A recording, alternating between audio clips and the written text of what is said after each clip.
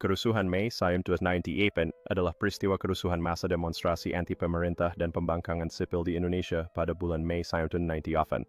Peristiwa ini terutama terjadi di kota Medan, Jakarta, Bandung, dan Surakarta dengan insiden-insiden kecil di wilayah lain di Indonesia.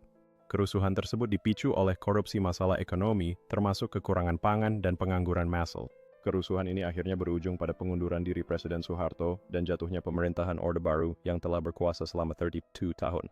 Target utama dari kerusuhan tersebut adalah etnis Tionghoa Indonesia, namun sebagian besar korban jiwa disebabkan oleh kebakaran besar dan terjadi di antara para penjara. Kerusuhan Mei 1998 mengguncang Indonesia dan menjadi salah satu momen paling bersejarah dalam perjalanan politik negara tersebut. Peristiwa ini menandai titik balik dalam sejarah Indonesia di mana suara rakyat akhirnya didengar setelah bertahun-tahun penindasan. Kerusuhan ini menyentuh berbagai lapisan masyarakat dan meningkatkan kesadaran akan pentingnya demokrasi serta hak asasi manusia. Diperkirakan lebih dari 1.000 orang tewas dalam kerusuhan tersebut. Sedikitnya 168 kasus pemerkosaan dilaporkan dan kerusakan material bernilai lebih dari 1 triliun US$260 juta. Pada tahun 2010, proses hukum atas kerusuhan tersebut terhenti dan belum selesai. Kerusuhan bentrok antara mahasiswa Universitas Trisakti dan aparat kepolisian pada Mei 1998 toko dan perusahaan dihancurkan oleh amukan massa, terutama milik warga Indonesia keturunan Tionghoa. Konsentrasi kerusuhan terbesar terjadi di Jakarta, Medan, dan Surakarta. Dalam kerusuhan tersebut, banyak warga Indonesia keturunan Tionghoa yang meninggalkan Indonesia. Tak hanya itu, seorang aktivis relawan kemanusiaan yang bergerak di bawah Romo Sandiawan bernama Ita Marta Dinata Haryono, yang masih seorang siswi SMU berusia 18 tahun juga diperkosa, disiksa, dan dibunuh karena aktivitasnya. Ini menjadi suatu indikasi bahwa kasus pemerkosaan dalam kerusuhan ini digerakkan secara sistematis, tak hanya sporadis.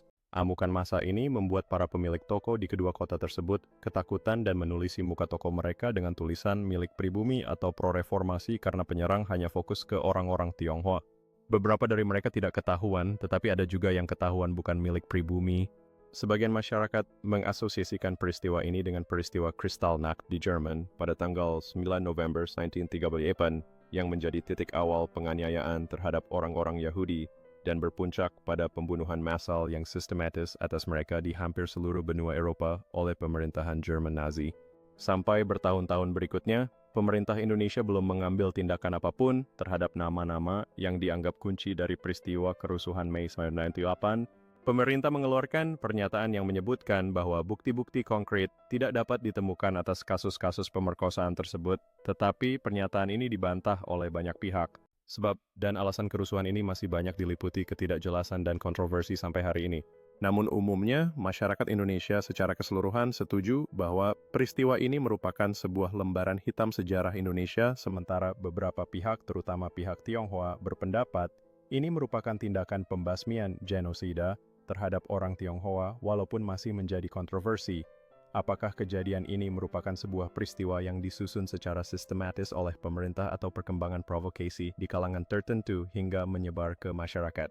Sebagai peristiwa yang menyisakan banyak luka dan duka masyarakat di Indonesia, berupaya untuk mengingat dan memahami apa yang sebenarnya terjadi. Akibat dari kerusuhan ini terdapat dampak jangka panjang yang dirasakan oleh berbagai kelompok dan melalui diskusi yang terus berlangsung, harapan untuk hal-hal yang lebih baik tetap ada. Meskipun perbedaan pandangan, masih ada banyak yang berupaya untuk menjalin dialog dan mendiskusikan bagaimana sejarah ini dapat menjadi pelajaran untuk masa depan. Generasi muda kini mengambil inisiatif untuk memastikan bahwa tragedi serupa tidak akan terulang kembali dan mereka berkomitmen untuk mempromosikan toleransi dan pemahaman antar kelompok. Korban Tim Gabungan Pencari Fakta, TGPF, jumlah korban jiwa akibat kerusuhan 1998 mencapai 1,308 jiwa. TGPF merinci jumlah korban yang terdiri atas korban tewas, korban luka, dan korban kekerasan seksual. TGPF menemukan variasi data jumlah korban meninggal dan luka-luka.